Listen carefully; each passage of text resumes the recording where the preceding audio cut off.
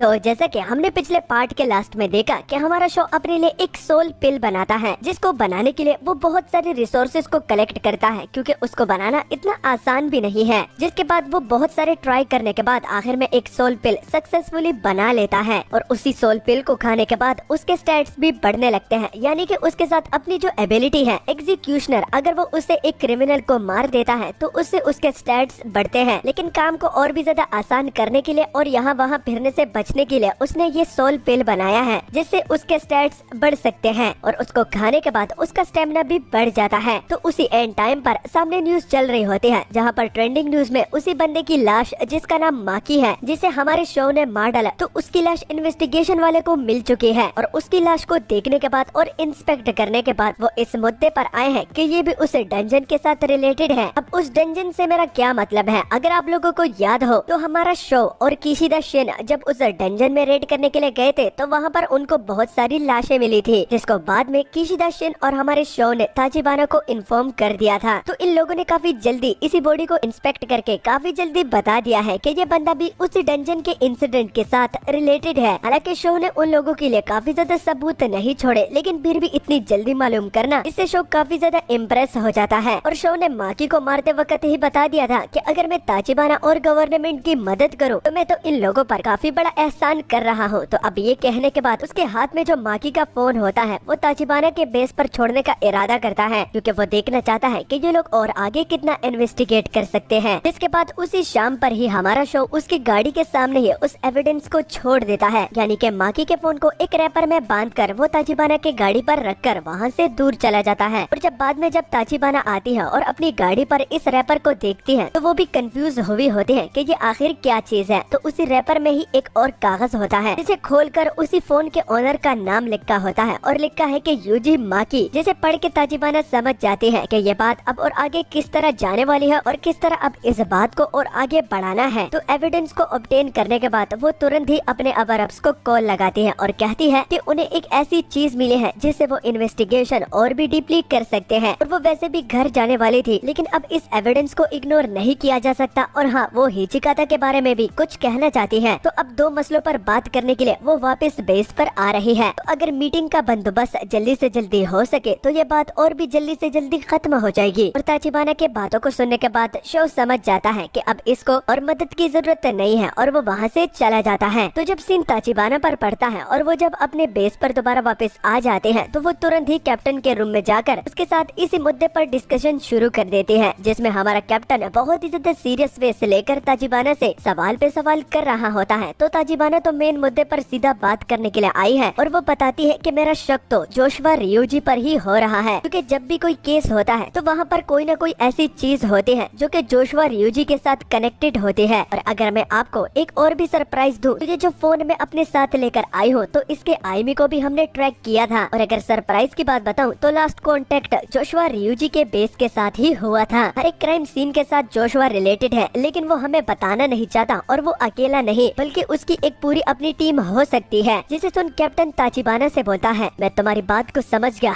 लेकिन ये जो तुम कह रही हो, क्या तुम्हें पता है कि इससे तुम्हें जेल भी हो सकती है, कि अगर तुम्हारे पास कोई भी एविडेंस ना हो और तुम वैसे ही एक हंटर पर इल्जाम लगा रही हो, तो इससे तुम्हें बहुत ही सारी कॉन्सिक्वेंसेस को फेस करना पड़ सकता है। लेकिन अब जबकि तुमने इतने सारे एविडेंस दे दिए हैं, तो मैं भी तुम्हें एक बात बताना चाहता हूँ। तो कैप्टन ताचिबाना को बताता है कि जहाँ पर माकी स्टे कर रहा था, तो वहाँ पर जितनी भी सारी चीजें थी, तो वो भी फुयुकी, जहाँ पर जोशुआ का बेस है, वहाँ उसी के साथ ही कनेक्टेड थे। तो अब जबकि मुझे भी पहले में शक हो रहा था, तो तुम्हारे एविडेंस को देखने के बाद मेरा शक यकीन में बदल गया, और मुझे भी लगता है कि जोशुआ इसी केस के साथ रिलेटेड है। और अगर हम बिना किसी को बताए और ना ही उसको कोई शक होने दे, तो हम उसे एक ही बारी में पकड़ सकते हैं, और फिर जो होगा वो देखा जाएगा। लेकिन ताचिबाना एक और कंक्लूजन पर आती है, और वो हमारे कैप्टन से बोलते हैं कि कैप्टन, मैं वैसे ही एक तुक्का लगा रही हूँ, लेकिन हो सकता है कि जोशुआ टोक्यो में ही हो, यानी कि फुयुकी के साथ सारी चीजें कनेक्टेड तो थी, लेकिन क्या पता कि जोशुआ अपने बेस को छोड़कर यहाँ पर टोक्यो आया हो। तो टोक्यो को सुन के कैप्टन के तो पैरों तले जमीन खिसक जाती है, क्योंकि कैप्टन को पता है कि अगर जोशुआ का काम यहाँ पर टोक्यो में ही है, तो वो तो सिर्फ एक ही बंदे के साथ कनेक्टेड हो सकता है, और वो हिचिकाता ही है। तो इसके बारे में अब वो हमारे ताचिबाना से पूछता है, तो ताचिबाना भी हमारे कैप्टन से ही पूछती है कि मैं तो जस्ट एक तुक्का लगा रही हूँ, लेकिन आपसे मैं सवाल कर रही हूँ, क्या ये केस हिचिकाता के साथ कनेक्टेड हो सकता सकता है क्या? लेकिन इस बात के लिए दोनों के साथ कोई भी एविडेंस नहीं है। लेकिन फिर भी अगर उन लोगों के साथ कोई एविडेंस हो तो यही हमारा कैप्टन ताचिबाना से पूछता है कि फॉर एग्जाम्पल ये कंफर्म हो जाए कि जोशुआ का काम यहाँ टोक्यो में है और वो अगर टोक्यो में ही है तो वो हिचिकाता के साथ क्यों काम करना चाहता है? वो बूढ़ा खूसट जो कि जेल में सड़ रहा है तो वो आखिर क्या ही कर लेगा? तो ताचिबाना काफी ही अच्छा प्रोमिनेंट जवाब देती है और कैप्टन से बोलती है कि हो सकता है कि वो दोबारा प्राइम मिनिस्टर को टारगेट करे, क्योंकि आपको भी पता है और मुझे भी पता है कि हिचिकाता का सिर्फ एक ही गोल है कि इस सिस्टम को बदल दिया जाए और इसी सिस्टम को बदलने के लिए जोशुआ को हिचिकाता की जरूरत है और वो उसकी अरेंजमेंट का बंदोबस्त भी कर चुका है और अब सिर्फ जोशुआ को हिचिकाता को बाहर निकालना है और अपने प्लान को शुरू करना है। लेकिन उससे पहले वो हमारे हर एक कदम पर नजर रखे हुए हैं, तो वो भी हमसे 2 कदम आगे हो सकते हैं। तो कैप्टन अब पूरी बात को सुनने के बाद एक ही कंक्लूजन पर आ चुका है कि एक बंदा एक ही दिन में प्रिजन से कैसे ब्रेकआउट कर सकता है, क्योंकि प्राइम मिनिस्टर वैसे भी अब्रॉड जाने वाले हैं और वो हिचिकाता के प्रिजन के नेक्स्ट ही एयरपोर्ट से उनकी फ्लाइट है। तो कैसे आखिर एक बंदा एक ही दिन में प्रिजन से ब्रेकआउट कर सकता है और प्राइम मिनिस्टर को टारगेट करेगा? लेकिन इस बात की पूरी रिस्पॉन्सिबिलिटी ताचिबाना ले लेती है और वो कहती है कि अगर इसमें कोई भी इशू हुआ और ये बात झूठ निकली तो मैं सजा भुगतने के लिए भी तैयार हूँ, लेकिन प्लीज कैप्टन मेरी मदद कीजिए क्योंकि मेरी ये बात सच भी हो सकती है। तो कैप्टन ताचिबाना को इस तरह इमोशनल देखकर कहते हैं कि तुम बिल्कुल भी नहीं बदली। 8 साल पहले तुम्हारे पिता के साथ जो भी हुआ था उसके लिए मैं माफी मांगता हूँ और मैं उस वक्त कुछ भी नहीं कर पाया क्योंकि मैं इस पोस्ट पर जो नहीं था, लेकिन अब जबकि मैं इस पोस्ट पर हूँ और तुम्हें इस तरह इमोशनल देख रहा हूँ और तुम्हें यकीन है कि हिचिकाता बाहर ब्रेकआउट करके प्राइम मिनिस्टर को दोबारा टारगेट कर सकता है, तो मैं तुम्हारी भरपूर मदद करने के लिए तैयार हूँ। और उसको इस बात की भी गारंटी दे देता है कि अगर उसे किसी चीज की भी जरूरत चाहिए तो वो उसे कॉल कर सकते हैं। हालांकि ये बात अभी तक कंफर्म नहीं हुई है, लेकिन अगर उसे किसी बंदे पर भी शक हो रहा हो तो वो उसको पकड़वाने के लिए भी कॉल कर सकते हैं। जिसको सुन हमारी ताचिबाना अपने कैप्टन का शुक्रिया अदा करती है कि वो उसकी ना कंफर्म हुई बात पर यकीन कर रहा है। जिसके बाद हमारा अगला सीन जोशुआ यूजी पर पड़ता है, जो कि उसी प्रिजन के बाहर खड़ा होता है जिस प्रिजन में हिचिकाता को कैप्चर किया गया है। अब उसके साथ एक बहुत ही बड़ा मैप होता है, लेकिन उस मैप में वो बता सकता है कि सिक्योरिटी टाइट भी हो सकती है और सिग्नल्स को जैम करने के लिए और इन्फॉर्मेशन को ज्यादा फैलने से बचाने के लिए उनके पास एक डिवाइस भी होता है जो कि सिस्टम को जैम कर सकता है और सिग्नल्स को भी। तो अब जबकि स्टार्टिंग की प्रिपरेशन हो गई है तो वो अपने बंदे को कहता है कि अब तुम्हारी बारी है। तो जोशुआ यूजी के साथ पीछे उसका दोस्त खड़ा होता है जो कि उस दीवार के सामने जाकर अपनी एबिलिटी डेथ का इस्तेमाल करके सामने की दीवार को तोड़ देता है, जिससे बाद में जोशुआ और उसकी टीम को अंदर जाने का रास्ता भी मिल जाता है। और अब उस प्रिजन में अंदर आने के बाद उनको ये टीम काफी ही ज्यादा चौकन्ने और सावधानी से करना होगा, जिसमें उनको शांति तो 100% बरकरार रखनी होगी क्योंकि ये एक बहुत बड़ा प्रिजन जो है। तो सबसे पहले जोशुआ कंट्रोल रूम को ढूंढना चाहता है, जिसके लिए वो अपने दोस्त को ऊपर की सीलिंग को तोड़ने का बोलता है। तो उसका दोस्त दोबारा डेथ एबिलिटी का इस्तेमाल करके ऊपर की सीलिंग को तोड़ तो देता है और पूरी टीम ऊपर चढ़ जाती है। जिसके बाद सामने का दरवाजा खोलकर जोशुआ को 2 गार्ड्स देख लेते हैं, जिन गार्ड्स की यहाँ पर ड्यूटी लगी है। तो वो यहाँ पर हर एक बंदे को जानते हैं, तो इसलिए जोशुआ को तो वो रिकॉग्नाइज नहीं कर पाते। तो वो समझ जाते हैं कि ये एक इंट्रूडर है और उनके कुछ करने से पहले ही जोशुआ एक बंदे को अपने पंच से उड़ा देता है और दूसरे को जमीन में गाड़ डालता है और 2 गार्ड को वो काफी ही आसानी से मैनेज कर लेता है कि ये बाकी लोगों को ना बता पाए। पर अब वो लोग कंट्रोल रूम के बहुत ही ज्यादा करीब आ गए हैं और कुछ ही पलों के बाद वो कंट्रोल रूम के सामने ही खड़े होते हैं, लेकिन अंदर जाना रिस्क हो सकता है। तो इसलिए वो पहले अपने दोस्त को दोबारा डेथ एबिलिटी का इस्तेमाल करके एक छोटा सा सुराख बनाने को बोलता है। तो जैसे ही वो सुराख बना लेता है तो अब हमें जोशुआ की एबिलिटी को भी दिखाया जाता है जो कि पॉइजन ब्रेथ होती है। तो पॉइजन ब्रेथ को उस सुराख में अंदर भेजने के बाद अंदर खांसने की आवाज शुरू हो जाती है और जितने भी गार्ड्स अंदर कंट्रोल रूम में होते हैं तो वो सारे के सारे पॉइजन ब्रेथ से बेहोश हो जाते हैं और कुछ तो मर भी जाते हैं। जिसे देख जोशुआ का दोस्त बोलता है कि सब कुछ चीजें तो बहुत ही ज्यादा स्मूथली जा रही है, लेकिन जोशुआ सब लोगों को वार्न करता है कि अगर इन गार्ड्स की रिप्लेसमेंट आ गई तो बहुत ही ज्यादा प्रॉब्लम फेस करनी पड़ सकती है, तो जल्दी से जल्दी इस काम को खत्म करो। तो कंट्रोल रूम में जोशुआ का आने का मकसद सिर्फ एक ही था कि वो हिचिकाता के रूम के बारे में पता लगा सके। हिचिकाता एक बहुत ही बड़ा क्रिमिनल है, तो उसे एक स्पेशल रूम में रखा गया है जिसको कोई भी सामने से नहीं खोल सकता जब तक कि कंट्रोल रूम से उसकी रिस्ट्रिक्शन ना हटाई गई हो। तो यहाँ पर आने का मकसद उस रिस्ट्रिक्शन को हटाना था। तो कंप्यूटर पर थोड़ी देर ऑपरेट करने के बाद वो कमरा भी खुल जाता है और रिस्ट्रिक्शन भी हट जाती है। अब वहाँ पर जाने की बारी है। तो वहाँ उस कमरे पर पहुँचने के बाद हिचिकाता सामने की टीम को देखकर कहता है कि जोशुआ तुम तो अपने साथ एक पूरी परेड लेकर आए हो, मैं खुश हुआ, लेकिन अब जल्दी करो, मुझे यहाँ से बाहर निकालो क्योंकि यहाँ पर मैं बैठे बैठे बहुत ही ज्यादा थक चुका हूँ और हमने पिक्चर को भी तो शुरू करना है, क्योंकि ट्रेलर तो मैं 8 साल पहले दे चुका, लेकिन अब पिक्चर दिखाने की बारी जो है।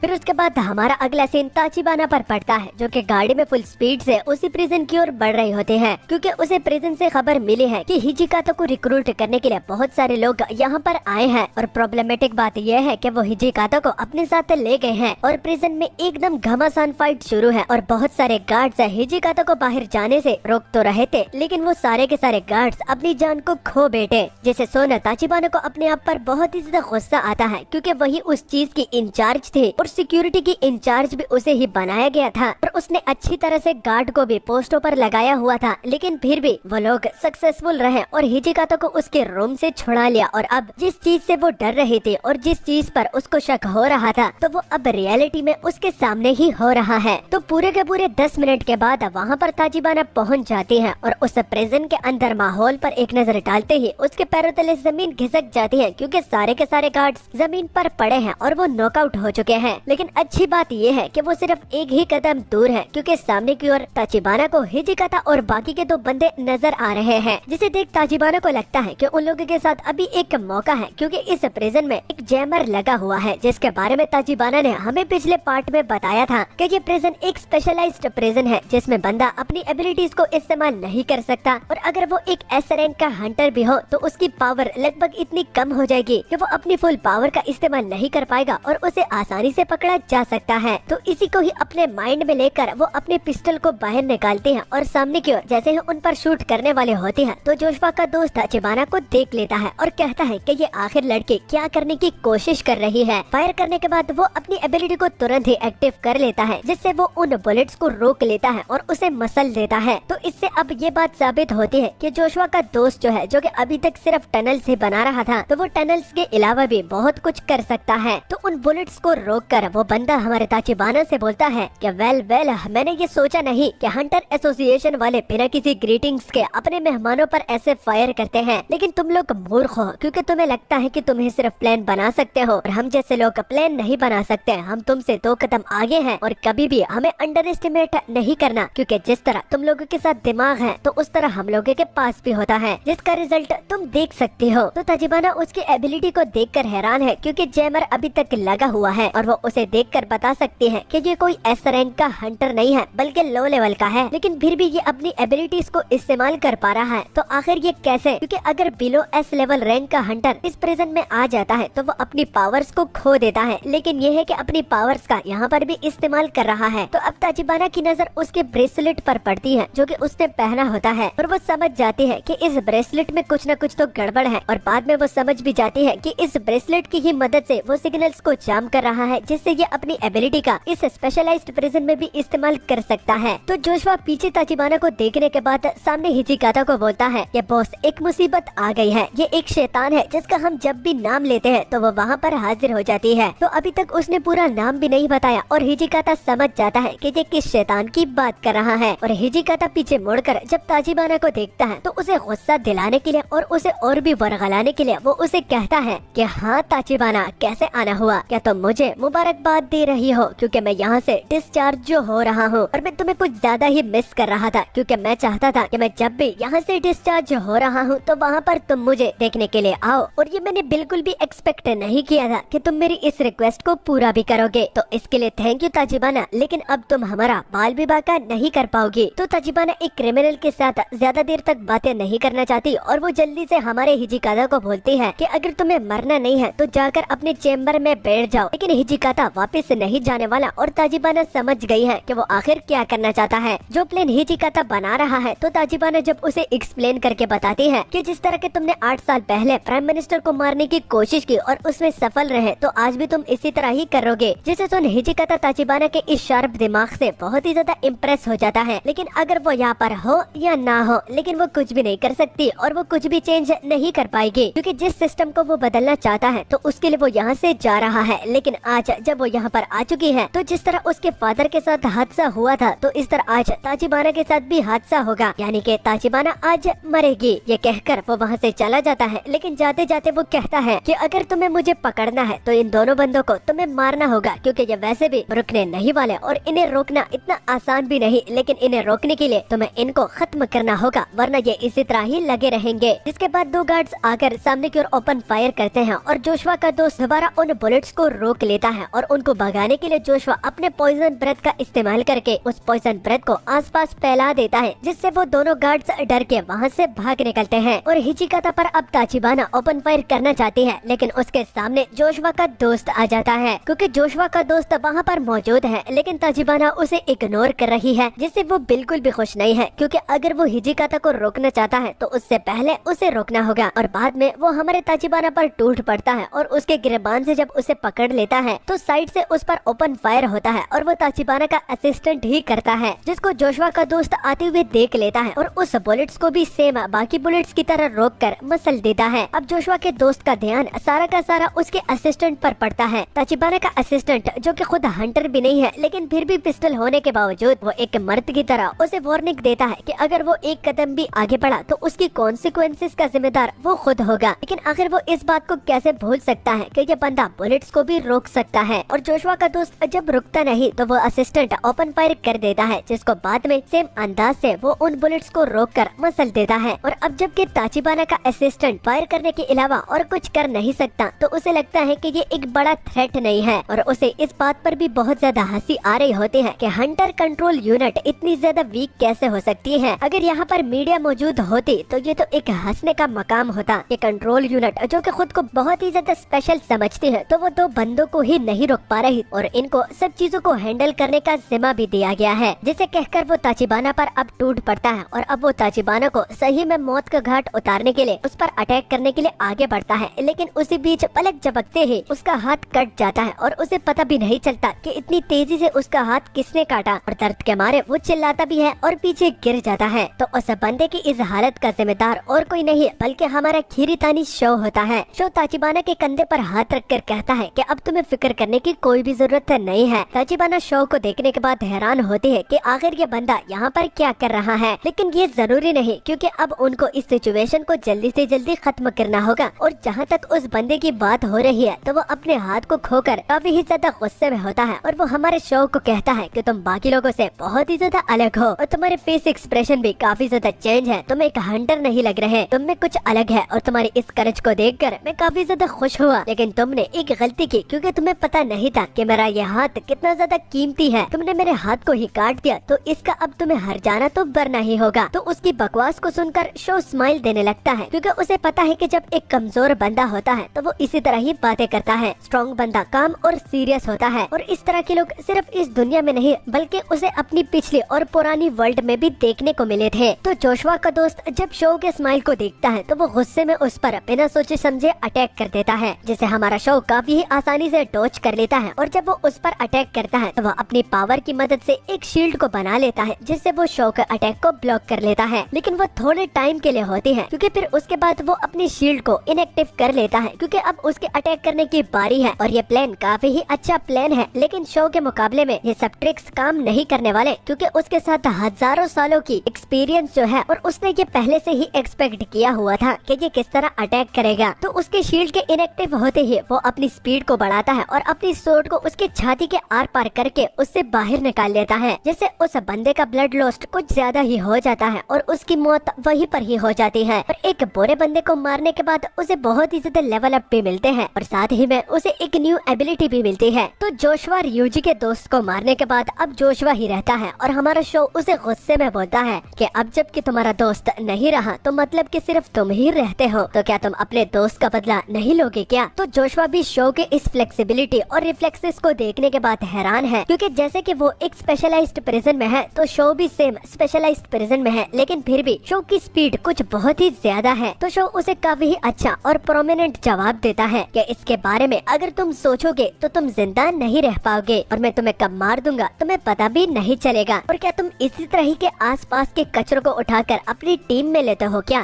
तो इस बात को सुनकर जोशुआ को कुछ याद आता है, क्योंकि शो ने उससे पहले भी बातें की थी और इसी तरह ही की बातें उसे फोन पर सुनाई थी तो जोशुआ समझ जाता है कि ये वही बंदा है जिसने माकी को मारा था और फोन पर उसके साथ बात की थी। तो ये समझ करके ये वही बंदा है तो गुस्से में वो उसे वार्निंग देता है कि तुम्हारी मौत इतनी आसान नहीं होगी। तो ज्यादा बकवास करना शो को बिल्कुल भी पसंद नहीं है और वो कब आएगा शो इसी का ही इंतजार कर रहा है। जिसके बाद वो तुरंत ही अपने पॉइजन ब्लास्ट शो पर फेंक देता है जिसे शो काफी आसानी से डॉज कर लेता है क्योंकि कंपेयर टू आओकी सोरा उसकी लाइटनिंग इसके सामने कुछ भी नहीं है और ये तो पीस ऑफ केक है जिसकी वजह से शो इसको बहुत ही आसानी से डॉज कर रहा है। लेकिन इस फाइट को खत्म करने के लिए उसे स्पीड चाहिए तो वो अपने माना को अपग्रेड कर देता है जिससे उसकी स्पीड दुगनी हो जाती है। लेकिन तब तक उसके सामने दो और पॉइजन ब्लास्ट होते हैं। उसको अपनी सोर्ड से दूर करके वो जोशुआ के बहुत ही ज्यादा करीब आ जाता है और एक स्ट्राइक से तो जोशुआ बच जाता है। लेकिन उसके कुछ ही सेकंड्स के बाद दूसरा स्ट्राइक वो रेडी करता है जिसे देख जोशुआ भी हैरान होता है क्योंकि इस तरह की टेक्निक उसने कभी भी नहीं देखी और इस तरह कोई भी नहीं लड़ता और वो आज तक जितने भी एनिमीज के साथ लड़ चुका है तो ये उन सब में से अलग है। तो पलक झपकते ही वो जोशुआ पर अटैक कर देता है जिससे जोशुआ दो हिस्सों में हो जाता है और जोशुआ की भी वहीं पर ही मौत हो जाती है। अगर जोशुआ के अटैक आओगी के साथ कंपेयर किए जाए तो स्पीड में तो वो कम है लेकिन इफेक्ट में वो आओगी से कुछ ज्यादा हो सकते हैं क्योंकि अगर एक पॉइजन ब्लास्ट आपको लग जाता है तो आपकी मौत इंस्टेंटली होगी और आओगी की बिजली अगर आप पर पड़ी तो आप धीरे धीरे करके मरेंगे। तो ताचिबाना के पैरों तले जमीन इस बात से घिसकी हुई होती है कि इसने अभी तक अपनी एबिलिटी का इस्तेमाल भी नहीं किया और ये अपनी फिजिकल स्ट्रेंथ और अपनी स्वॉर्डमैनशिप से इतना तेज इधर उधर हो रहा है और मोर इम्पोर्टेंटली इसने ये टाइमिंग बहुत ही ज्यादा परफेक्ट चुनी है क्योंकि ये जगह सिविलियंस के लिए अलाउ नहीं है। लेकिन ये यहाँ पर क्या कर रहा है और इस तरह के टाइम पर ये यहाँ पर क्यों आया है? बहुत सारे सवाल ताचिबाना कर रही है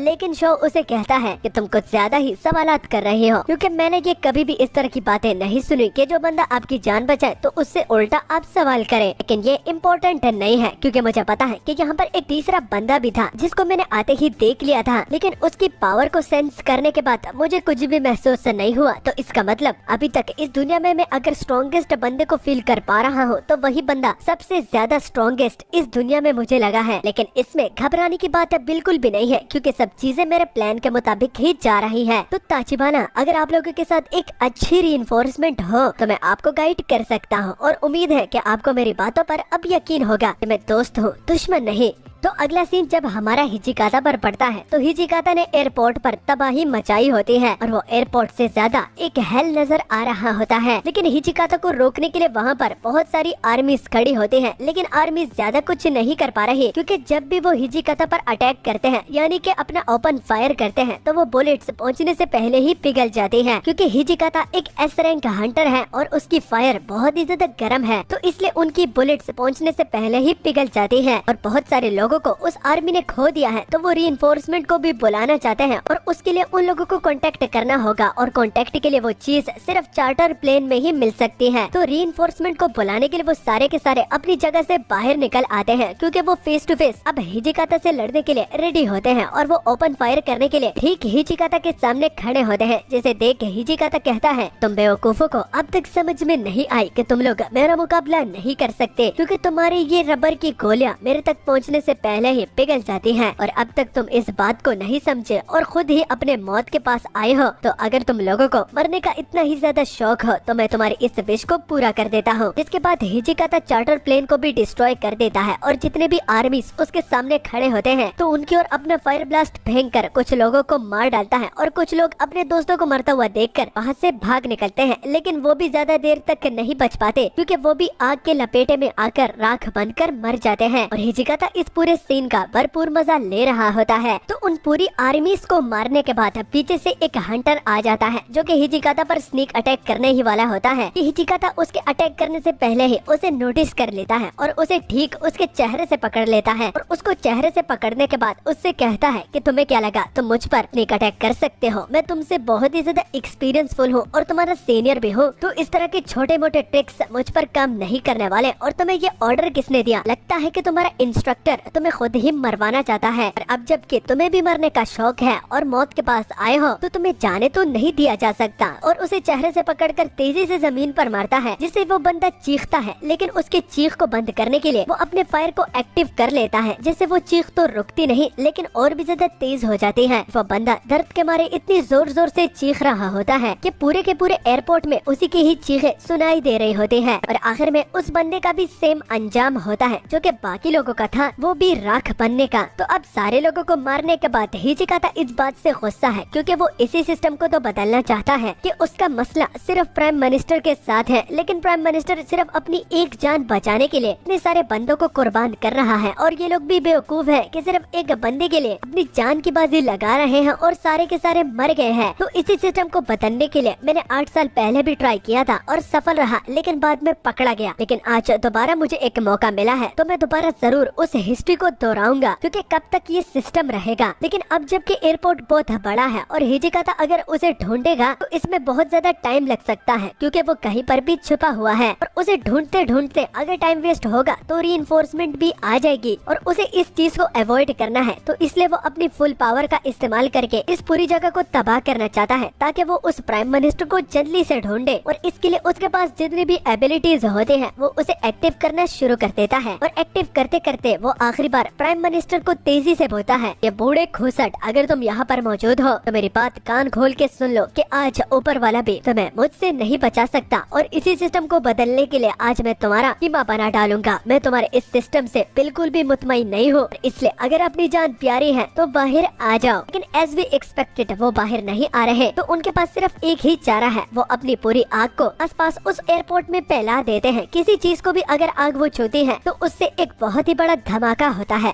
इस पूरे नजारे को देखकर हिचिकाता को मजा भी आ रहा होता है, क्योंकि उसका प्लान बस कंप्लीट होने ही वाला है और बस सिर्फ प्राइम मिनिस्टर को ही मारना है। जिसके बाद अगला सीन हमारा ताचिबाना उसके असिस्टेंट और किरीतानी शो पर बढ़ता है, जो कि गाड़ी में बैठकर फुल स्पीड से एयरपोर्ट की ओर बढ़ रहे होते हैं। और बढ़ते बढ़ते ताचिबाना रास्ते में ही एक बात को क्लियर आउट करती है कि वहाँ पर पहुँचने के बाद सब चीजों की इंचार्ज वही होंगी और जो भी वो कहेंगी तो तुम लोगों को मानना होगा। जिसके साथ किरीतानी शो एग्रीड करता है और कहता है कि ये सब बातें बताने की जरूरत नहीं, क्योंकि उसे पता है कि क्या करना है और क्या नहीं। लेकिन उसके फेस एक्सप्रेशन से लगता रही कि वो ताचिबाना के ऑर्डर को मानेगा। लेकिन फिर भी इसने उस प्रिजन में अपने आप को साबित किया है कि ये दोस्त है, दुश्मन नहीं। और इसके साथ एक ऐसा प्लान है जिसको अगर ये लोग वो फॉलो करेंगे तो वो 100% काम करेगा। और ताचिबाना भी किरीतानी शो के प्लान में भरपूर मदद करेगी, क्योंकि उसे भी हिचिकाता को खत्म करना है। और अगर एक बंदा हिचिकाता को खत्म करने में उसकी मदद कर रहा है तो वो कौन होती है? उस बंदे को टोकने वाली, क्योंकि वो भी इस मसले को हमेशा हमेशा के लिए खत्म करना चाहती है और वो इस बंदे को और देर तक जिंदा नहीं रहने दे सकते। तो इसलिए जो भी होगा देखा जाएगा। लेकिन वो शो को ये भी बताती है कि तुम बहुत ही ज्यादा टैलेंटेड हो, तुमने ये बात साबित की है। लेकिन जहाँ तक हिचिकाता की बात हो रही है तो वो बाकी विलेन से बहुत ही ज्यादा अलग है। तो इसलिए मैं इंचार्जमेंट ले रही हूँ ताकि कोई मसला और कोई प्रॉब्लम हमें फेस करना ना पड़े। इसके बाद जब वो तीनों एयरपोर्ट तक पहुँच जाते हैं तो सामने का एयरपोर्ट कम बल्कि एक हेल ज्यादा लग रहा है। और इतने कम टाइम में हिचिकाता ने इतना बड़ा कमोशन क्रिएट कर लिया। तो ये देखकर ताजिबाना अपना पहला ऑर्डर देती है कि मेरा पहला ऑर्डर ये है कि जो भी तुम लोगों को जख्मी दिखे तो उसको रिट्रीव करना होगा। और जहाँ तक मेरी बात है तो मैं खुद पर्सनली हिचिकाता को फेस करूंगी। तो इसलिए अगर ऑर्डर सुन लिया है तो तुम लोग जा सकते हो। असिस्टेंट तो बिना किसी टाइम को वेस्ट किए वहाँ से चला जाता है। लेकिन जब शो जाने वाला होता है तो बीच में ही उसे ताजिबाना रोक कर कहती है कि तुम एक टैलेंटेड बंदे हो, लेकिन तुम्हारी जान बहुत ही ज्यादा कीमती है। तो अगर तुम्हें लगे कि तुम्हारी जान खतरे में है और तुम्हारी जान जा सकती है तो तुम यहाँ से भाग भी सकते हो। मुझे इसमें कोई भी मसला नहीं, क्योंकि बहुत सारे लोग अपनी जान गंवा चुके हैं और तुम्हारी तरह हंटर की जरूरत हमारे कंट्री को है। तो इसलिए अगर तुम मदद करना चाहते हो तो तुम कर सकते हो। लेकिन अगर तुम्हारी जान को खतरा हुआ और तुम्हें लगे कि यहाँ से भाग निकलना ही सेफ है तो तुम भाग सकते हो। जिसे सुन हमारा शो खुश हो जाता है, क्योंकि इस दुनिया में भी बहुत सारे अच्छे लोग हैं जो कि कठिन टाइम में उसी की ही फिक्र कर रहे हैं। और वो इस बात को सुनने के बाद इस बात की गारंटी ताचिबाना को दे देता है कि वो मरेगा नहीं बल्कि वो सरवाइव करेगा और वो सब मिलकर हिचिकाता का काम तमाम भी कर देंगे। और जब शो को हिचिकाता के बारे में पता चलता है कि वो पहले तो एक इंस्ट्रक्टर हुआ करता था जो कि हंटर यूनिट का इंस्ट्रक्टर हुआ करता था जैसे कि ताचिबाना, लेकिन अब जबकि वो एक मास मर्डरर है तो अपने एग्जीक्यूशनल एबिलिटी को इस्तेमाल उस पर कर सकते हैं, वो भी बिना किसी हिचकिचाहट के। तो इसलिए वो हिचिकाता को मारने से बिल्कुल भी नहीं घबरा रहा। और जहाँ तक हिचिकाता की बात है तो उसने उस प्राइम मिनिस्टर को ढूंढ लिया है जो कि ठीक उसके सामने होता है। प्राइम मिनिस्टर हिचिकाता को जानता है, इसलिए वो डर के मारे उसे रोक भी नहीं पा रहा और वो एक आम ह्यूमन बीइंग है जिसका पाला एक हंटर से पड़ रहा है, तो उसकी तो हवा टाइट हुई होती है। और हिचिकाता उसे कहता है कि अब तुम्हें समझ में आया कि तुम कितने ज्यादा वर्थलेस हो, तुम में पावर भी नहीं, तुम में माना भी नहीं, लेकिन तुम्हारी इस वर्थलेस लाइफ को बचाने के लिए कितने ज्यादा लोगों ने अपनी जान को गवा दिया, तो इसी सिस्टम के मैं खिलाफ हूँ और इसलिए तुम्हें मरना होगा। मैं अपनी हिस्ट्री को दोबारा रिपीट करूंगा और एक नया इतिहास शुरू होगा जब तुम मरोगे। और जब वो उस प्राइम मिनिस्टर को मारने ही वाला होता है तो उसके फेस के सामने एक सोड गुजरती है जो कि उसके फेस से कुछ इंच दूर होती है, और वो सोड और किसी की नहीं बल्कि किरीतानी शो की होती है जो कि प्राइम मिनिस्टर को इस मर्डर से बचा लेता है। और प्राइम मिनिस्टर को उठाने के लिए जब वो जाता है तो प्राइम मिनिस्टर उससे पूछता है कि तुम कौन हो, तुम्हारा नाम क्या है, लेकिन ये जरूरी नहीं, तुम्हारा बहुत बहुत शुक्रिया। किरीतानी शो को थैंक यू नहीं चाहिए, वो एक प्राइम मिनिस्टर की मदद कर रहे हैं, ये तो उसकी ड्यूटी है। पीछे जब हिचिकाता जब शो को नोटिस कर लेता है तो वो उससे प्रिजन में तो मिला था, लेकिन अब वो उसे यहाँ पर भी देख रहा है, तो वो समझ गया है कि ये बंदा कोई आम बंदा नहीं है। जब हिचिकाता उसका नाम पूछता है तो हमारा शो एक बहुत ही अच्छा और सैवेज आंसर उसे देता है कि एक मर्डरर को अपना नाम बताना ये किस किताब में लिखा है, और जो लोग आपस में बस फाइट करने ही वाले हैं तो नाम जानने की कोई भी जरूरत नहीं है, और एक मर्डरर को अपना नाम बताना ऐसा है कि अपने नाम पर धब्बा लगाना, तो मैं तो नहीं बताऊंगा। जो कि सुन हिचिकाता अब गुस्सा हो जाता है और उस पर जब अटैक करता है तो हमारे साथ शो की स्पीड है तो शो अपने साथ प्राइम मिनिस्टर को भी वहाँ से भगा के ले जाता है, लेकिन हिचिकाता उसका पीछा करने का जब ठान लेता है तो उसी बीच ताचिबाना आ जाती है जो कि उसके सामने खड़ी होकर उसे कहती है कि वेल, बहुत ही ज्यादा बुरा हुआ कि तुम्हारा प्लान 50% फेल हो रहा है, अब तुम क्या करोगे। लेकिन हिचिकाता कहता है कि 50% फेल नहीं बल्कि 50% वो कंप्लीट हो गया है, और इसे 100% करने के लिए मुझे सिर्फ तुम लोगों को तो मारना ही है, जो कि एक बहुत ही सिंपल और एक आसान टास्क है। अगर तुम तैयार हो तो चलो इस फाइट को शुरू करते हैं। फाइट शुरू हो जाती है और दोनों एक दूसरे की ओर बड़ी ही तेजी से बढ़ते हैं, और दोनों के पंचेस जब आपस में क्लैश करते हैं तो पता चलता है कि हिचिकाता पंच क्लैश नहीं करना चाहता था बल्कि उसका पंच ही पकड़ना चाहता था, क्योंकि अब इसके पंच को पकड़ने के बाद ही वो अटैक करेगा। और वो क्या होगा, तो वो तो जब हमारे ताचिबाना को पड़ता है तो उसके पेट का फ्लैश उड़ जाता है, लेकिन उसकी सुपर रिजेनरेशन एबिलिटी से वो फ्लैश डायरेक्ट रिजेनरेट हो जाता है। लेकिन ये देख के उसने इस अटैक को डॉज करने की जहमत भी नहीं की, तो वो जानबूझकर टाइम बाय कर रही है ताकि प्राइम मिनिस्टर को किरीतानी शो वहाँ से दूर ले जाए। तो खुद को रिजेनरेट करने के बाद वो तुरंत से ही उसके पीछे आ जाती है, लेकिन उसको हिचिकाता नोटिस करके उस पर अटैक करता है, क्योंकि वो एक एक्सपीरियंसफुल हंटर है और इस तरह की चीप ट्रिक्स उस पर काम नहीं करने वाले। तो वो उस पर तेजी से जाकर ताचिबाना को पकड़ लेता है, और दूसरे हाथ से जब वो उस पर फायर ब्लास्ट को फेंकता है तो फायर ब्लास्ट होते ही ताचिबाना दूर गिर जाती है और वो बहुत ही ज्यादा जख्मी भी होती है। जिसके बाद सामने से किरीतानी शो आ रहा होता है, लेकिन ताचिबाना उसे रोकती है कि ये तुम्हारी फाइट नहीं है, तुम इसे नहीं जीत पाओगे। लेकिन शो उसे कहता है कि आपने अपने आप को बहुत ही ज्यादा पुश किया, अब आपको और फाइट करने की जरूरत नहीं है, अब ये फाइट मेरी है और मैं ही इसे खत्म करूंगा, और please just wait and watch, मैं आपको अपनी ट्रू स्ट्रेंथ दिखाता हूँ और मैं ये साबित भी करूंगा कि मैं इस हिचिकाता को मार डालूंगा। अब हिचिकाता प्रिजन से बाहर ब्रेकआउट करके बहुत ही ज्यादा खुश है, लेकिन उसे ये नहीं पता था कि उससे मिलने के लिए दूर दूर से मेहमान आ रहे हैं। तो उसकी बात का मतलब ये है कि वो शो को नहीं जानता और लिटरली वो उन दोनों की पहली मुलाकात है। लेकिन फिर भी हिचिकाता को लगता है कि वो शो को काफी आसानी से संभाल सकता है, तो वो उसके साइड से गुजरकर उसे इग्नोर करता है और उससे कहता है कि तुम बहुत ही ज्यादा वीक हो, तो मैं बहुत ही ज्यादा जल्दी मसल सकता हूँ, तो तुम पर मैं आखिर अपना टाइम वेस्ट क्यों करूँ, तो इसलिए मैं तुमसे फाइट नहीं करने वाला, और जाकर इस ताचिबाना को जल्दी से किसी हॉस्पिटल ले जाओ। लेकिन उसकी ये बात खत्म होते ही हमारा शो उस पर अटैक कर देता है, जिससे हमारा हिचिकाता बड़ी ही मुश्किलों से डॉज करता है, और उसकी स्पीड को देखकर वो अब उसे अंडर एस्टिमेट बिल्कुल भी नहीं करेगा। और शो हमारे हिचिकाता को कहता है कि अगर तुम्हें मुझसे फाइट नहीं करनी और तुम्हें लगता है कि तुम मुझे आसानी से मसल सकते हो और इतना बड़ा रिस्क उठा रहे हो कि मुझे इग्नोर करके साइड से जा रहे हो, तो इसका मतलब तुम तो मुझे मौका दे रहे हो ताकि मैं तुम्हारा सर तुम्हारे इस धड़ से अलग कर दूं, और मैं भी जानना चाहता हूँ कि तुम्हारा जैसा विलन मुझे हैंडल कर पाएगा या नहीं। तो अगर तुम्हारी बकवास खत्म हो गई हो तो चलो फाइट करते हैं। ये कहकर हमारा शो उस पर अटैक करने के लिए सबसे पहले बढ़ता है, लेकिन जब हिचिकाता उस पर अटैक करता है तो वो अपना रास्ता बदल के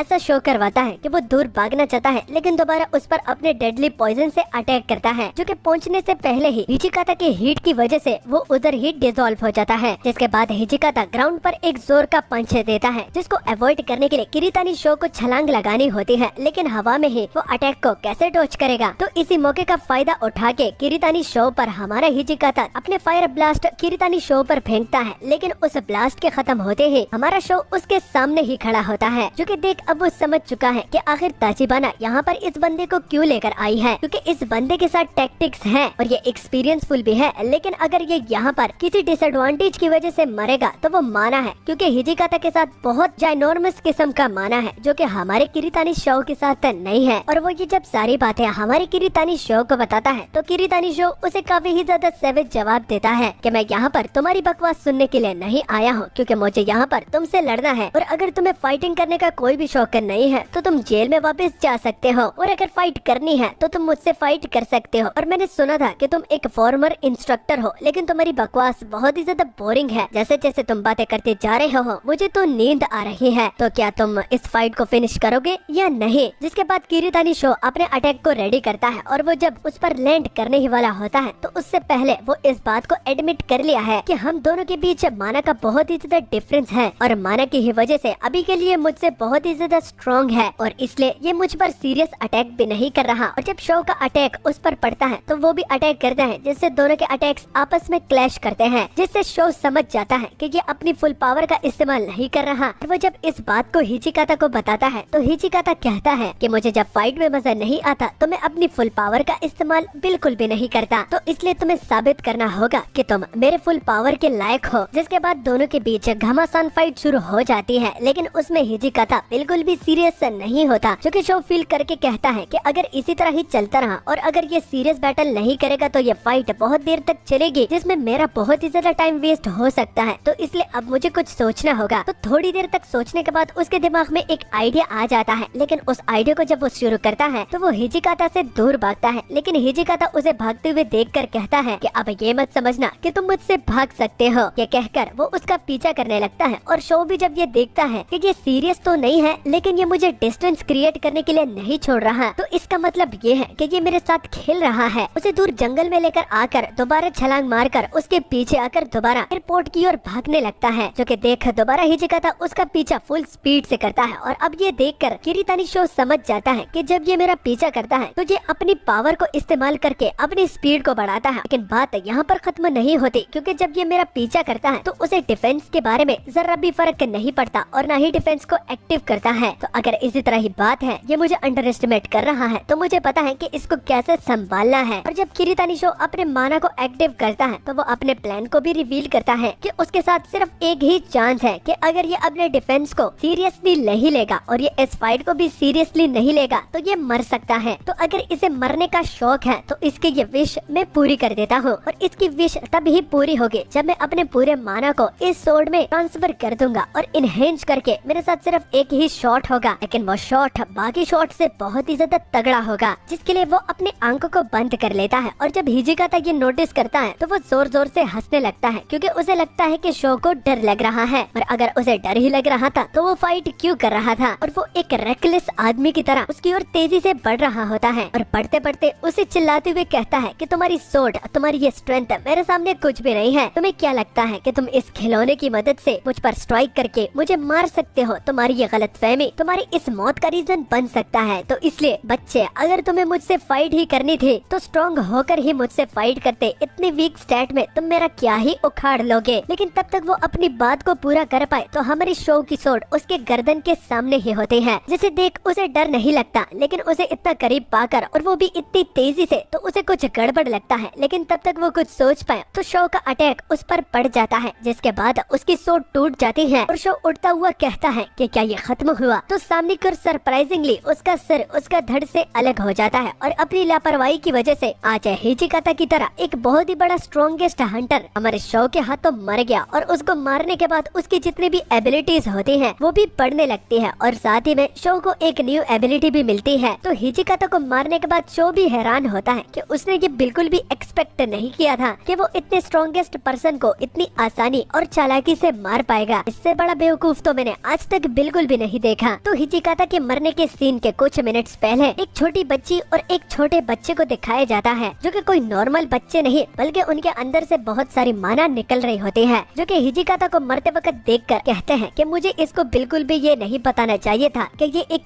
चोजन पर्सन है। देखा, जो भी चोजन पर्सन नहीं होता तो उसका अंजाम यही होता है। लेकिन इसने आज तक जितनी भी हमारी मदद की तो वो बहुत ही ज्यादा यूजफुल हुई। लेकिन ये आखिर उस वीक बंदों के हाथों कैसे मरा? वो वीक तो है लेकिन उसकी माना जो है वो बहुत ही ज्यादा रिफाइंड है। तो हो सकता है कि तुक्के से इसने उसे मार डाला हो और उस बंदे पर अब हमें नजर रखनी होगी। लेकिन सबसे पहले हमें ये सब कुछ रिपोर्ट करना होगा, चाहे ये कितनी भी छोटी इन्फॉर्मेशन क्यों ना हो। लेकिन हमें ये अपने अपर अप्स को देना होगा और हमें यहाँ से जल्दी जाना होगा, क्योंकि अगर हम देर करेंगे तो हमें भी सजा मिल सकती है। ये कहकर वो छोटा लड़की और छोटा लड़का अपनी पावर का इस्तेमाल करके वहाँ से गायब हो जाते हैं। इसके बाद हमारा अगला सीन आओगी के जिम पर पड़ता है, जहाँ पर वो अपनी लाइटनिंग प्रैक्टिस कर रही होती है और शो ने उसे बताया था कि अगर तुम्हें स्ट्रॉन्ग होना है तो तुम्हें अपने लाइटनिंग को बिल्कुल थ्रेड्स की तरह इस्तेमाल करना होगा। तो जब शो ने उसके साथ ये इन्फॉर्मेशन शेयर की कि जिससे वो स्ट्रॉन्ग बन सकती है, तो इसे सुनने के बाद भी आओगी को इस पर बहुत सारे डाउट्स थे कि क्या वो वाकई में स्ट्रॉन्ग हो सकती है। तो शो ने उसे जवाब में बताया था कि मैंने तो तुम्हें सोल्यूशन दे दिया है, अब तुम्हें स्ट्रॉन्ग होना है तो ये तो तुम पर ही डिपेंड करता है। और आई वंडर कि इस तरीके को सीखने के बाद तुम और कितनी ज्यादा स्ट्रॉन्ग हो सकती हो। तो जिम में हमारी आओगी किरीतानी शो की बात को सुनने के बाद बहुत ज्यादा प्रैक्टिस कर रही होती है, लेकिन जितनी मर्तबा भी वो ट्राई करे लेकिन रिजल्ट फेल ही होता है। तो इसलिए वो बहुत ज्यादा थक चुकी है, लेकिन उसको अब सोल्यूशन मिल गया है और अब ये उस पर डिपेंड करता है कि अगर उसे खुद को स्ट्रॉन्ग बनाना है तो उसे मेहनत तो करनी होगी और मेहनत वो भरपूर कर रही है। लेकिन अभी तक रिजल्ट में उसे कुछ अच्छी चीज देखने को नहीं मिली है। तो थोड़ी देर रेस्ट करने का वो ठान लेती है, लेकिन उसी रेस्ट में उसे न्यूज पर दिखता है कि जो हाल ही में ही रिपोर्ट में इंसिडेंट हुआ था, तो वहाँ पर जिस हंटर ने प्राइम मिनिस्टर और सबसे बड़े क्रिमिनल हिचिकाता को मारा है, तो उसी का ही रिपोर्ट न्यूज रिपोर्टर बता रहे थे कि उस बंदे का नाम और कोई नहीं बल्कि किरीतानी शो है, जो कि जब अवेकन हुआ था तो उसके साथ 5 एबिलिटीज थी और उसकी एबिलिटीज को देखने के लिए न्यूज रिपोर्टर बहुत ही ज्यादा इंसिस्ट कर रहे थे, लेकिन उसने मना कर दिया। और जब एक न्यूज रिपोर्टर ने किरीतानी शो से ये पूछा कि आपने तो आओकी को भी पीछे छोड़ दिया है, तो किरीतानी शो ने जवाब में बोला था कि ये इतना आसान भी नहीं कि आओकी को पीछे मैंने छोड़ दिया है, ये बहुत जल्दी हो रहा है और मुझे नहीं लगता कि मैं आओकी को कभी पीछे छोड़ पाऊंगा। तो बस मैं इतना ही बताना चाहता हूँ। अब मैं भी कंफ्यूज हूँ कि इसके साथ 5 एबिलिटीज कैसे आए, लेकिन अगर मैं थ्योरी बताऊं तो हो सकता है कि एग्जीक्यूशनर एबिलिटी की मदद से जब भी ये किसी को मारे तो वो उसके स्टैट और उसकी एबिलिटी को अब्सॉर्ब कर लेता है, जिसकी वजह से इसके साथ 5 एबिलिटीज हैं, क्योंकि इसने हिचिकाता पर अपने पॉइजन से अटैक किया था और पॉइजन इसके साथ बिल्कुल भी नहीं था। अभी तक हमने इसके साथ पॉइजन वाली स्किल नहीं देखी और न ही इसने कभी ऑब्टेन की है। और ये एबिलिटी जोशुआ की है, तो जोशुआ को तो इसने पर्सनली मारा है, तो हो सकता है कि उसकी एबिलिटी इसकी अब हो गई हो। तो अगर यही बात है तो इसका मतलब इसके साथ और भी ज्यादा स्किल्स हैं, लेकिन ये न्यूज रिपोर्टर को रिवील नहीं करना चाहता। तो इस सारे न्यूज को हमारी आओकी भी काफी ज्यादा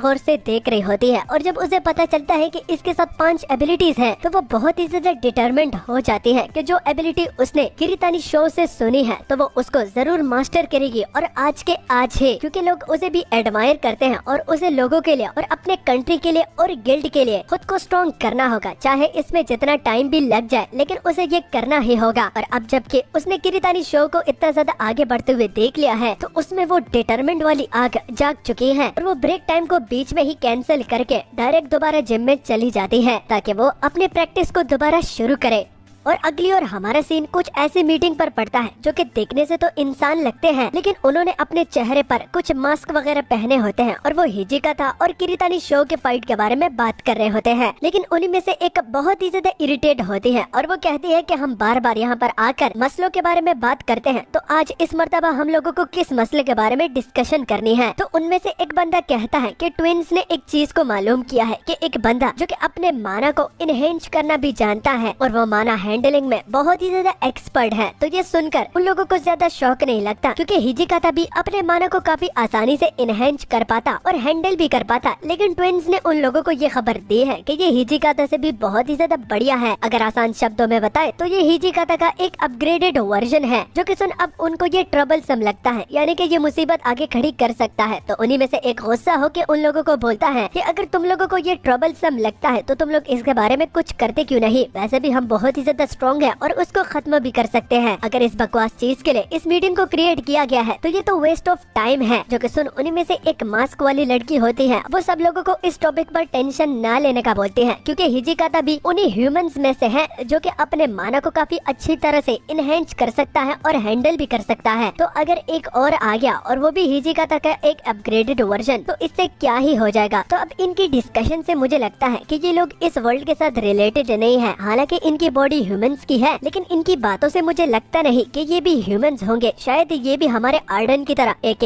हमारा किरीतानी शो उसी की ही तरह रीइंकार्नेट हुए हो। तो जिस टॉपिक पर ये लोग बात कर रहे थे उन्हीं में से एक बंदा अब एग्रीड हो जाता है कि वो जाकर देख लेगा कि उस बंदे में ऐसा खास क्या है। हो सकता है कि ये वही सोर्ड्समैन हो, क्योंकि काफी टाइम से हम उस सोर्ड्समैन का इंतजार कर रहे थे। हो सकता है कि ये बंदा वही सोर्डमैन हो जो कि कहकर टेबल पर जो मीटिंग हो रही थी अब वो बहुत ही ज्यादा इंटरेस्टिंग हो जाती है। लेकिन उस सोर्ड्समैन के बारे में सिर्फ यही लोग जानते हैं। बाकी लोगों के लिए ये एक मिथ है, यानी कि एक मिथिकल स्टोरी जिसको सिर्फ लोग स्टोरी ही समझते हैं और इस स्टोरी को सीरियसली नहीं लेते। उसके बाद हमारा अगला सीन हमारे किरीतानी शो और ताचिबाना पर पड़ता है, जहाँ पर ताचिबाना टीवी पर देखती है कि हर जगह पर ट्रेंडिंग न्यूज चल रही है, और वो भी और किसी के बारे में नहीं बल्कि किरीतानी शो के बारे में, जो कि हाल ही में एक अवेकन हुआ है। लेकिन अवेकनिंग के साथ इसके साथ 5 एबिलिटीज हैं, जो कि वाकई में एक बहुत बड़ी न्यूज है। लेकिन जिस चीज के लिए ताचिबाना ने किरीतानी शो को बुलाया है वो ये बात को डिस्कस करने का नहीं बल्कि किसी और बात को डिस्कस करने का है। और जब बात मेन मुद्दे पर आती है तो वो किरीतानी शो को कहती है कि जैसे कि तुमने एक ऐसे थ्रेट को खत्म किया जो कि हमारे कंट्री को बहुत ज्यादा नुकसान पहुंचा सकता था, तो तुमने उसे जड़ से खत्म कर दिया। तो इसी तरह ही के लोगों को हम रिक्रूट करते हैं और इसी तरह ही के लोगों का हमें ज्यादा यूज होता है। तो क्या तुम हमारी यूनिट को ज्वाइन करोगे? तो ये सुनकर हमारा किरीतानी शो थोड़ा सा मुस्कुराता है और हमारी ताचिबाना किरीतानी शो को सब कुछ चीजें बता रही होती है कि अगर वो ज्वाइन कर लेता है तो उसे बहुत सारी फैसिलिटीज मिल सकती है। उसे जो भी चाहिए वो उसे कंट्रोल यूनिट प्रोवाइड करेगी, क्योंकि उसके साथ 5 एबिलिटीज है और ऊपर से उसने एक ऐसे थ्रेट को खत्म किया है जो कि कंट्री को बहुत ज्यादा नुकसान पहुंचा सकता था। तो किरीतानी शो ने खुद को साबित भी किया है और सब लोगों का दिल भी जीत लिया है, यहाँ तक कि ताचिबाना का, जो कि खुद पर्सनली किरीतानी शो को बता रही है कि वो उसके कंट्रोल यूनिट को ज्वाइन कर ले। लेकिन अब बात आती है कि ताचिबाना ने तो बात बता दी है, लेकिन अब किरीतानी शो का क्या जवाब होगा? तो हमारा शो उसे ना बोलता है। अब डायरेक्ट मना तो नहीं कर सकता, लेकिन उसके पीछे का रीजन भी उसे दे देता है कि ये मेरे लिए इतनी बड़ी न्यूज भी नहीं है, लेकिन अगर मेरी जगह कोई और होता तो वो शायद इस डील को तुरंत ही मान लेता। लेकिन मुझे इस चीज में जरा भी इंटरेस्ट नहीं है, क्योंकि मेरे कुछ अपने ही प्लान्स हैं। हाँ, मेरी जगह अगर जोशुआ और उसका दोस्त होता तो शायद उनको ये पोस्ट काफी ज्यादा अच्छी लगती। तो अब टॉपिक में जोशुआ और उसके दोस्त की कहां से बात आ गई और वो उसे क्यों ऐड कर रहा है, इसी को ही लेकर ताचिबाना बहुत ही ज्यादा कंफ्यूज्ड है और कंफ्यूजन में उसे बोलती है कि हम किसी और टॉपिक पर बात कर रहे हैं, तुम जोशुआ और उसके दोस्त को क्यों बार बार डिस्कशन में ऐड कर रहे हो। तो यहाँ पर ताचिबाना को सब कुछ समझ में आ जाता है और उसका दिमाग शार्प है, क्योंकि हिजिकाता की भी वो बहुत सारे बातों को समझ लेती थी। जहाँ तक एक नॉर्मल ह्यूमन बीइंग जो कि हिजिकाता की बात को सुन लेता तो उसके पीछे की मिस्ट्री सिर्फ ताचिबाना ही सॉर्ट आउट कर सकती थी। तो इसमें उसको ऐड करने के लिए शो का और कोई मकसद नहीं था, बल्कि ताचिबाना को बताना था कि वो एबिलिटी को स्टील कर सकता है। और ताचिबाना को भी पता चल जाता है कि किरीतानी शो जोशुआ और उसके दोस्त की एबिलिटी को छीन लिया है, यानी कि जो एबिलिटी हमारे किरीतानी शो के साथ है, तो उससे वो दूसरे हंटर्स को मारकर उसके एबिलिटी को भी छीन सकता है और वो उसकी एबिलिटी बन जाएगी। ये बात हमने खुद अपने आंखों से विटनेस की है। ताचिबाना के लिए ये एक बहुत बड़ी न्यूज है और उसके पैरों तले जमीन खिसक जाती है। लेकिन शो उसे शांत करवाते हुए कहता है कि वेल,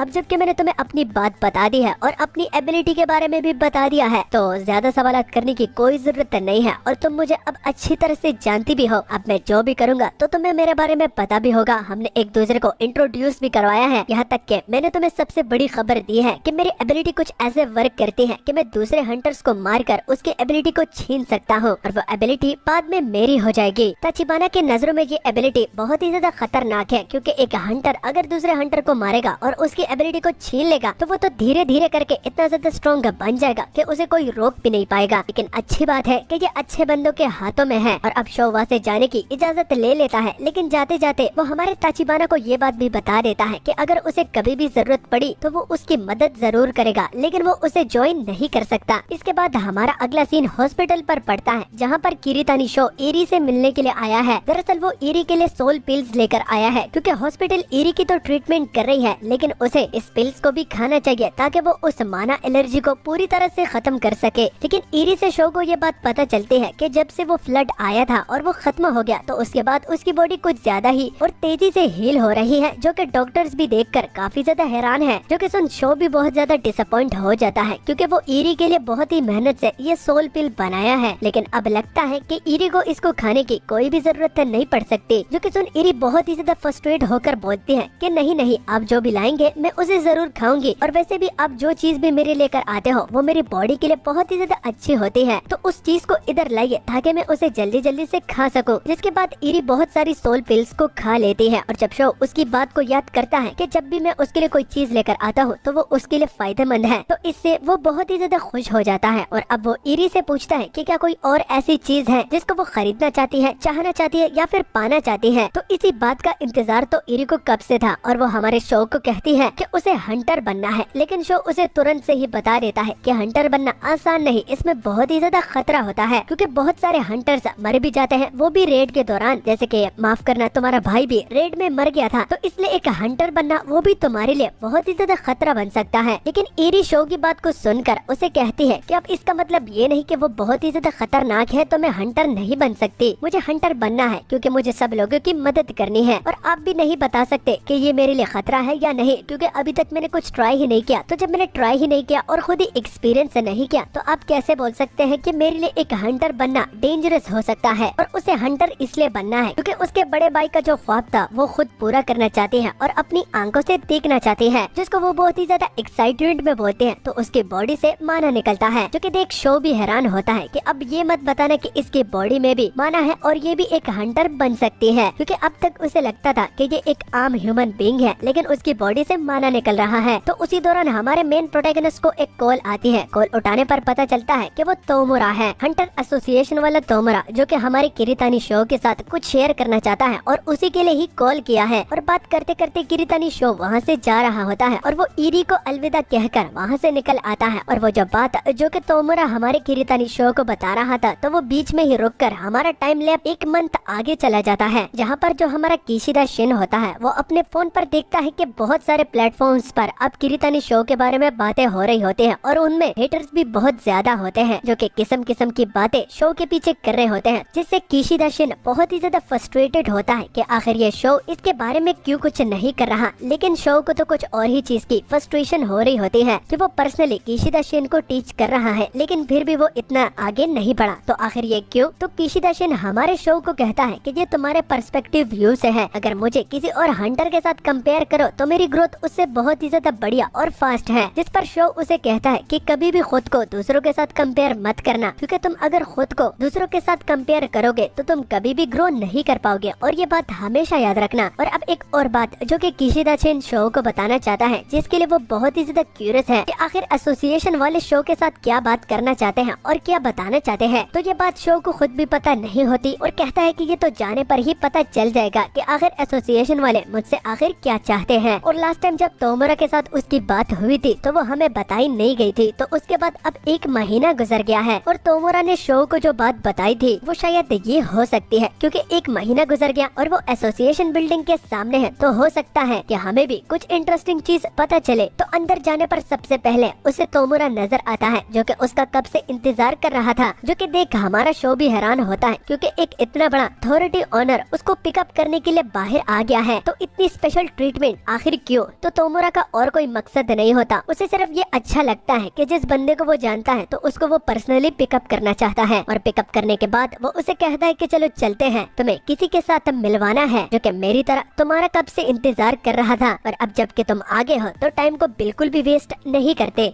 तो वहाँ पर पहुँचने पर हमें पता चलता है कि वो और कोई नहीं बल्कि प्राइम मिनिस्टर है, जो कि पर्सनली शो का कब से वेट कर रहा था। और शो के आने पर उसे ये बात भी पता चलती है कि शो अपना गिल्ड भी बनाना चाहता है। इस बात पर उन दोनों ने पहले भी डिस्कशन की है, वो भी फोन पर, लेकिन सबसे पहले वो एक्सटर्मिनेशन टीम को ज्वाइन करेगा, क्योंकि उसे डंजन की रेड पर जाना जो है। लेकिन हाँ ये बात कंफर्म है कि वो अपनी गिल्ड जरूर बनाएगा, जो कि सुन प्राइम मिनिस्टर तोमुरा को इंचार्ज करता है कि आज के बाद शो को जो चीज भी चाहिए वो तुम इसे दिलाओगे, जिसके इसके लिए वो हिजिकाता का थैंक यू बोलता है, क्योंकि अगर हिजिकाता के साथ वो फाइट नहीं करता और प्राइम मिनिस्टर को नहीं बचाता और उसे फाइट में ना हराता तो ये सब कुछ उसके लिए एकदम इम्पॉसिबल और एक्सेसिबल नहीं होता, क्योंकि वो जिस डंजन की रेड पर जा रहा है वो एस रैंक डंजन है। तो जब किशिदा शिन हमारे शो से बोलता है कि आखिर वो गिल्ड क्यों बना रहा है और वो भी इतनी जल्दी, इसके पीछे कोई खास रीजन, तो शो बोलता है कि वो वैसे भी पहले से ही इसके बारे में सोच रखा था, लेकिन अब जबकि एसोसिएशन वाले भी उसे सपोर्ट करते हैं तो उसे टाइम को बिल्कुल भी वेस्ट नहीं करना चाहिए। लेकिन किशिदा शिन अब नाम के बारे में बहुत ही ज्यादा क्यूरियस होता है कि शो आखिर गिल्ड का क्या नाम रखेगा। तो नाम अगर शो ऐसा रखेगा जो कि उसके पास्ट लाइफ के साथ रिलेटेड है तो वो अपने रीइंकार्नेशन दोस्तों को भी अट्रैक्ट करना चाहता है, और हो सकता है कि इस दुनिया में भी उसके दोस्त उसी ही की तरह रीइंकार्नेट हुए हो, तो उसको कुछ ऐसा नाम रखना होगा जो कि उसके पास्ट लाइफ के साथ रिलेटेड हो। तो बहुत सारे नामों के बारे में वो सोचता है, लेकिन सारी की सारी बैड मेमोरीज होती है। अच्छी मेमोरीज के बारे में उसे बहुत कुछ पता नहीं होता, तो वो ओवरलोड ही रख देता है। तो आखिर शो ने ओवरलोड क्यों रखा, इसके बारे में मैं थोड़ा सा आपको बताना चाहता हूँ कि जब अनजान मॉन्स्टर्स उनकी दुनिया पर अटैक करने लगे और अकेले में कोई भी स्पीसीज अपने आप को नहीं बचा पा रही थी, तो सारी की सारी फेरीज, बीस्टमैन्स, ड्वार्फ, जितने भी स्पीसीज हैं उन लोगों ने अलायंस क्रिएट कर ली, जिसके बाद उस अलायंस का नाम ओवरलोड रखा गया। तो इसलिए इसने भी इस गिल्ड का नाम ओवरलोड रखा है। तो बाहर आने के बाद किशिदा शिन को पता चलता है कि इस गिल्ड में अभी तक सिर्फ वो और किरीतानी शो है। तो अगर उसके दिमाग में कोई और बंदा है तो शो उसको जरूर जानना चाहेगा। तो किशिदा शिन सबसे पहले एक हीलर के बारे में रिकमेंड करता है कि हमें अपनी टीम में एक हीलर की सबसे ज्यादा जरूरत है, क्योंकि वो एक मस्ट है और डंजन की रेड में वो बहुत ही ज्यादा यूजफुल होते हैं। तो इसलिए हीलर तो उन लोगों को एक मस्ट रखना चाहिए, लेकिन इसके बारे में बाद में सोचेंगे, क्योंकि अभी के लिए एक्सटर्मिनेशन टीम के साथ वो एस रैंक डंजन की रेड पर जा रहा है, जिसके लिए किशिदा शिन भी बहुत ही ज्यादा एक्साइटेड होता है। लेकिन शो उसे कहता है कि उसके जाने की कोई भी जरूरत नहीं है, जो कि सुन वो डिसअपॉइंट तो हो जाता है। लेकिन हमें शो बताता है कि किशिदा शिन जो कि बहुत ही अच्छा टैलेंटेड हंटर है, उसने ड्रैगन रेस की रेशल माना एनहेंसमेंट को काफी ही जल्दी सीख लिया और वो फ्यूचर में उसको बहुत ही ज्यादा इम्प्रूव भी कर सकता है। लेकिन अभी के लिए वो बहुत ही ज्यादा वीक है और ये एस रैंक डंजन है, और वो भी इस बात की गारंटी नहीं दे सकता कि वो उसे प्रोटेक्ट कर पाएगा। तो इसलिए वो किशिदा शिन को खोना नहीं चाहता और उसकी जान खतरे में नहीं डालना चाहता। लेकिन किशिदा शिन का तो कुछ और ही जवाब होता है। वो हमारे शो से कहता है कि आपको फिक्र करने की कोई भी जरूरत नहीं है, मैं इतना ज्यादा स्ट्रॉन्ग हो चुका हूँ कि मैं खुद को प्रोटेक्ट कर सकता हूँ। और दूसरी बात ये है कि अगर मैं इसी तरह ही इधर उधर फिरता रहा तो मैं अपने आप को स्ट्रॉन्ग कैसे करूंगा, क्योंकि आपने मुझे अपनी टीम में और गिल्ड में लिया है, तो मुझे तो स्ट्रॉन्ग होना ही चाहिए। अगर मैंने आपके साथ कीप अप करना है और फ्यूचर में कभी आपको प्रोटेक्ट करना हो तो मैं अगर वीक रहा तो मैं आपको कैसे प्रोटेक्ट कर पाऊंगा। जो कि कहकर हमारा शो बहुत ही ज्यादा इम्प्रेस हो जाता है, क्योंकि ये अब बेवकूफ नहीं रहा, इसको बातें करने का और कहने का अब तरीका आ गया है और किसको कैसे मनाना है वो भी ये सीख गया है। तो उसकी तरफ से मुड़कर वो किशिदा शिन को बहुत ही ज्यादा कंफ्यूज कर देता है, लेकिन बाद में उसे कहता है कि चलो चलते हैं, हमें रेड के लिए कुछ चीजें भी बाय करनी है, क्योंकि जो इक्विपमेंट्स हमारे साथ हैं वो इसके लिए ठीक नहीं है। लेकिन किशिदा शिन इस बात के लिए क्यूरियस है कि क्या शो उसके लिए भी कुछ इक्विपमेंट्स खरीदेगा, ये तो देखकर ही पता चलेगा। लेकिन शॉप में एंटर करने से पहले वो किसी एक और बंदे को भी बुलाता है, जो कि आते ही किरीतानी शो को कहता है कि किरीतानी शो, ना कि मैं तुम्हारी कोई दोस्त लगती हूँ, तुम मेरे सिर्फ टीचर हो, मुझे कुछ चीजें सिखाई हैं, लेकिन अब इसका मतलब ये नहीं कि तुम मुझे जहाँ पर बुलाओ तो मैं वहाँ पर आ जाऊँ। ये बिल्कुल भी अच्छी बात नहीं होती। तो वो और कोई नहीं बल्कि आओकी होती है, जो कि अपनी आइडेंटिटी को छुपा के शो से मिलने के लिए पब्लिक प्लेस पर आई है। और हालांकि उसने कुछ ज्यादा ही बातें कर ली है, लेकिन वो शो की बात को मानती है और वो वहाँ पर आ जाती है। लेकिन अब जबकि वो वहाँ पर आ गई है तो वो शो से पूछते हैं कि आखिर उसके आने का मतलब क्या था और उसे क्यों बुलाया गया है। तो शो उसे एस रैंक डंजन की स्लिप दिखाता है कि मुझे एस रैंक डंजन के लिए सेलेक्ट किया गया है, तो मैं एक एक्सपर्ट से इसके बारे में पूछना चाहूंगा कि किस किस चीज की जरूरत पड़ सकती है। अब किशिदा शिन जो कि इस अनजान शख्सियत को देखकर हैरान हुआ होता है कि आखिर ये कौन है, क्या ये कोई माफिया है। तो शो कहता है कि ये कोई माफिया नहीं बल्कि तुम इसे जानते हो, सिर्फ तुम नहीं बल्कि पूरी दुनिया जानती है। तो किशिदा शिन कहता है कि ये तो जरूर कोई माफिया ही होगा, लेकिन अगर मैं गलत हुआ तो ये फिर एक सेलिब्रिटी भी हो सकती है। तो अब किरीतानी शो भी अपना रियल इंटेंशन हमें बताता है कि उसने यहाँ पर आओकी को इसलिए बुलाया है क्योंकि उसके साथ इतना बजट नहीं है और चीजें खरीदने के लिए वो आओकी का इस्तेमाल करेगा, क्योंकि उसके साथ कुछ बहुत ही ज्यादा पैसा है। बेचारी आओकी उसे सिर्फ हमारा किरीतानी शो सिर्फ इस्तेमाल कर रहा है, वो भी अपने फायदे के लिए। तो उसी बीच हमारी आओगी को सब चीजों के बारे में याद आ जाता है कि वो जब अपने लिए कुछ चीजें लेती थी तो वो किस किस शॉप में जाती थी जहाँ पर बेस्ट डील्स हमारे किरीतानी शो को मिल सके और वो अच्छी अच्छी चीजें खरीद पाए। लेकिन तब तक हमारे किशिदा शिन को भी पता चल जाता है कि ये कौन है और वो उसका नाम पब्लिक प्लेस में बस ले ही रहा होता है कि शो उसके मुंह पर हाथ रखकर उसे चुप करवाता है, क्योंकि अगर लोगों को पता चला तो फिर बहुत ही बड़ा कमोशन बन सकता है और वो लोग आराम से चीजें भी नहीं खरीद पाएंगे। तो बहुत टाइम गुजर जाता है और जब हमारा सीन किशिदा शिन पर पड़ता है तो उसको इतने सारे बैग्स वगैरह दिए होते हैं कि बेचारे को सामने का रास्ता भी नहीं नजर आ रहा होता, लेकिन अभी भी कुछ चीजों की कमी है और वो वेपन्स हैं। और यहाँ पर शो को कोई भी चीज पसंद नहीं आती, लेकिन हमारी आओकी जानती है क्योंकि उसे ये चीजें इसलिए पसंद नहीं आ रही क्योंकि यहाँ पर जितने भी वेपन्स हैं वो किरीतानी शो के साथ सूट नहीं करते और ना ही वो उसको बेटर तरीके से इस्तेमाल कर पाएगा। अब इस बात का मतलब ये नहीं कि किरीतानी शो को सिर्फ सोर्ड चलाना ही आता है, लेकिन सोर्ड उसका फेवरेट है तो इसलिए वो उसमें अपना बेस्ट दे पाता है। अगर वो किसी और वेपन का इस्तेमाल करेगा तो वो उसको इस्तेमाल करना जानता तो है, लेकिन उसमें अपना बेस्ट नहीं दे पाएगा। लेकिन एक दुकान हमारी आओकी के दिमाग में आ जाती है जहाँ पर वो रोजाना जाती है जब उसे किसी चीज की जरूरत होती है, तो शायद उसे वहाँ पर कोई चीज पसंद आ जाए। तो उस दुकान का नाम इजुमी शॉप होता है और उसमें अंदर हमें इजुमी को दिखाया जाता है जो कि एक ब्लैक स्मिथ होता है। तो वो ब्लैक स्मिथ हमारी आओकी सोरा को काफी अच्छी तरह से जानता है, क्योंकि जब भी उसे किसी चीज की जरूरत होती है तो आओकी यहाँ से ही खरीदती है और वो बहुत ही बेस्ट वेपन होता है। इजुमी को लगता है कि आओकी को किसी और वेपन की जरूरत है, लेकिन वो बताती है कि वो इन दोनों को इंट्रोड्यूस करने के लिए आई है और वो यहाँ पर अपने लिए एक वेपन खरीदने के लिए आए हैं। तो इसलिए आओकी ने उसे ये दुकान रिकमेंड की है। तो वो दोनों अपना इंट्रोडक्शन तो दे देते हैं, लेकिन इंट्रोडक्शन देने के बाद इजुमी अपना मुंह मोड़ लेता है और आओकी से बोलता है कि अगर ये तुम्हारी रिक्वेस्ट भी हुई, लेकिन मैं इन लोगों को कोई चीज भी नहीं बनवा के दूंगा और ना ही इनको कोई चीज सेल करूंगा। तो उसके एटीट्यूड को देखने के बाद हमारा किरीतानी शो भी बोलता है कि मैं भी तुमसे कोई चीज ऐसे वैसे नहीं लूंगा, क्योंकि अगर तुम एक ब्लैक स्मिथ मास्टर हो लेकिन तुम्हारी क्वालिटी को मैं जरूर जांचूंगा तब मैं एक चीज लूंगा, क्योंकि ये आओकी ने रिकमेंड किया है, लेकिन फिर भी एक टेस्टामेंट तो मैं जरूर ट्राई करूंगा। तो बहुत सारे वेपन्स में से वो एक सोर्ड को उठा लेता है और उसको उठाते ही वो उसके बारे में बहुत ही ज्यादा डिग्रेड बातें बोलता है, जैसे कि वो उसने अपने हाथ में पकड़ा है और हाथों में ही पकड़ने से ये टूट सकती है और ना ही इससे किसी को मारा जा सकता है, क्योंकि ये स्विंग करने से पहले ही टूट सकती है। तो इतनी सारी डिग्रेड बातें सुनकर इजुमी बहुत ही ज्यादा गुस्सा हो जाता है और वो किरीतानी शो को गुस्से के साथ बोलता है कि बच्चे, लगता है कि तुम्हें मेरी क्वालिटी के बारे में जरा भी पता नहीं है। तुम ये क्या बकबक और क्या बकवास करते जा रहे हो। अगर आओकी यहाँ पर नहीं होती तो मैं तुम्हारा ही कोई मिसफॉर्चून बना के बेच देता, लेकिन तुम्हारी किस्मत अच्छी है कि यहाँ पर आओकी है। और इजुमी मजीद गुस्से में हमारे किरीतानी शो को बहुत बुरा भला कह देता है और बोलता है कि बच्चे, अगर तुम्हारे हाथ में ये जो वेपन है अगर तुम इसे तोड़ देते हो तो तुम्हें इस शॉप में जो भी चाहिए वो तुम ले सकते हो और मैं तुम्हें बना के भी दे सकता हूँ अगर तुम्हारी कोई रिक्वेस्ट हो, लेकिन तुम्हें इस हाथ में पकड़े हुए सोर्ड को तोड़ कर दिखाना है। बस इतना करो तो सब कुछ चीजें तुम ले जा सकते हो अगर तुम्हारी मर्जी हो तो। जो कि सुन हमारा किशिदा शिन इजुमी को मना करता है, क्योंकि उसे पता है कि किरीतानी शो सब कुछ कर दिखाता है। और जहाँ तक हमारी आओकी की भी बात है वो भी हमारे इजुमी को मना करती है, क्योंकि आओकी भी जानती है कि किरीतानी शो कितना ज्यादा पावरफुल है। शायद से इजुमी ने आजकल न्यूज नहीं देखा कि आजकल कौन ट्रेंडिंग न्यूज पर है और ये बंदा आखिर कौन है, क्योंकि किरीतानी शो के बारे में अब सब लोग जानते हैं, क्योंकि वो किसी सेलिब्रिटी से कम नहीं है। लेकिन अब जबकि उसे इजुमी ने एक चैलेंज दिया है तो वो चैलेंज को स्वीकार करके उस वेपन में अपना माना ट्रांसफर करता है। अपना माना जो कि एक इनहेंच माना होता है, वो उस सोर्ड में जाते ही उस सोर्ड का जो ब्लेड होता है वो दो हिस्सों में हो जाता है और उसका एक टुकड़ा नीचे गिर जाता है, जो कि देख इजुमी के तो पैरों तले जमीन घिसक जाती है, क्योंकि उसे पता नहीं कि वो किसके साथ पंगा ले रहा है। और जहाँ तक आओकी और हमारे किशिदा शिन की बात हो रही है तो उन दोनों ने तो अपना मुंह मोड़ लिया होता है, क्योंकि इजुमी की बेइज्जती हो गई है। और जहाँ तक हमारे शो की बात हो रही है तो वो हमारे इजुमी को बोलता है कि हाँ, तो तुम क्या बोल रहे थे, मैंने इस वेपन को दो हिस्सों में कर दिया है और वो भी इसके ब्लेड को। तो जो चैलेंज आपने दिया था और जो